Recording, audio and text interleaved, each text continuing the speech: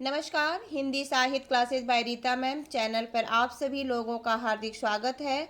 आज मैं लेके आई हूँ आरोह भाग 2 से श्री हरिवंश राय बच्चन द्वारा रचित कविता दिन जल्दी जल्दी ढलता है।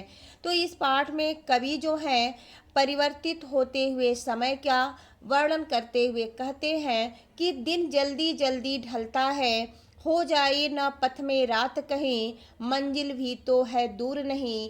यह सोच थका दिन का पंथी भी जल्दी जल्दी चलता है, दिन जल्दी जल्दी ढलता है।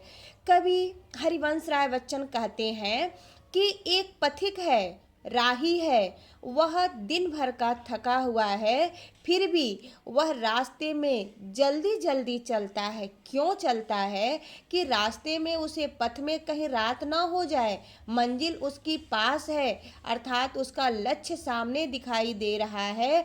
और कवि कहते हैं कि यह जो पथिक है वह जल्दी जल्दी चल रहा है, थके होने के बावजूद भी दिन भर का थकान उसके पास है, फिर भी वह जल्दी चल रहा है। क्यों? क्योंकि लक्ष्य उसके सामने दिखाई दे रहा है और यह समय जो है वह किसी के लिए रुकता नहीं है। ठीक है, क्योंकि समय जो है, दिन जो है जल्दी जल्दी ढल रहा है, इसलिए थका हुआ पंथी भी अपने लक्ष्य की तरफ, अपने गंतव्य रास्ता की तरफ, अपने घर की तरफ जल्दी जल्दी जाने की कोशिश करते हैं। कहते हैं बच्चे प्रत्याशा में होंगे, नीडों से झांक रहे होंगे, यह ध्यान परों में चिड़ियों के भरता कितनी चंचलता है, दिन जल्दी जल्दी ढलता है।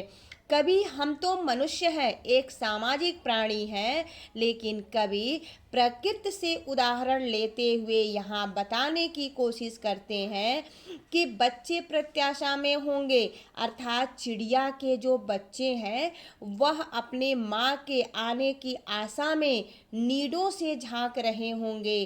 अर्थात वह जो चिड़िया के बच्चे हैं वह नीड मतलब होता है घोंसला, वह अपने नीडों से झांक रहे होंगे।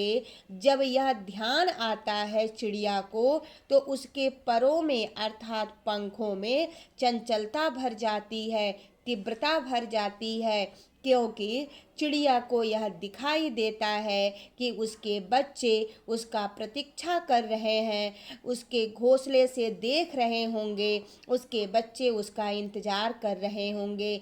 यह सोच करके वह जो थकी हुई चिड़िया है, जो दाना चुगने के लिए बाहर निकली हुई है, उसके परों में पंखों में चंचलता भर जाती है, गतिशील हो जाता है उसका पंख, क्योंकि उसे अपने घोंसले में अपने बच्चे दिखाई देते हैं। अर्थात हमें लक्ष्य की तरफ, अगर जो लक्ष्य हमारे सामने हो तो हमें लक्ष्य की तरफ बढ़ने के लिए खूब मेहनत करके आगे बढ़नी चाहिए और उत्साह के साथ बढ़ना चाहिए। कहते हैं मुझसे मिलने को कौन विकल, मैं हूँ किसके हित चंचल, यह प्रश्न शिथिल करता पद को, भरता उर में विह्वलता है, दिन जल्दी जल्दी ढलता है। कभी इस संसार में अकेले हैं, कभी का जो मन है वह उदास है, कभी कहते हैं कि मुझसे मिलने को कौन विकल, मैं अकेला हूँ और मुझसे मिलने को कौन व्याकुल है, अर्थात मुझसे तो कोई मिलने के लिए व्याकुल नहीं है।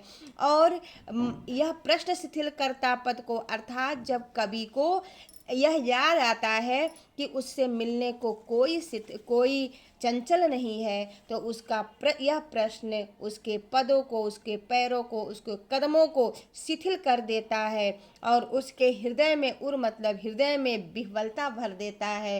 कहने का तात्पर्य ये है कि अगर जो कवि का अपना कोई नहीं है, कवि एकाकीपन जीवन व्यतीत कर रहा है और उसे कोई लक्ष्य दिखाई नहीं दे रहा है, उसका कोई प्रतीक्षा करता हुआ दिखाई नहीं दे रहा है, यह सोचकर कवि जो है व्याकुल हो गया है, परेशान हो गया है।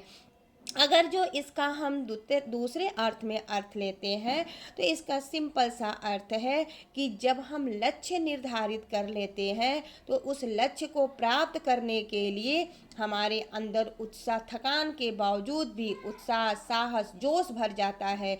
और उस लक्ष्य को जब तक हम प्राप्त नहीं करते हैं तब तक हमें शांति प्राप्त नहीं होती है। लेकिन जब हम लक्ष्य विहीन होते हैं, हमारा कोई इंतजार नहीं करता है, हमारे अंदर किसी चीज़ को पाने की वेदना, तड़प नहीं होती है, तो फिर यह पद जो है, यह कदम जो है शिथिल पड़ जाता है, मन में बेचैनी होने लगती है और यह समय जो है वह जल्दी जल्दी ढलता हुआ निकल जाता है और दिन जल्दी जल्दी परिवर्तित हो जाता है।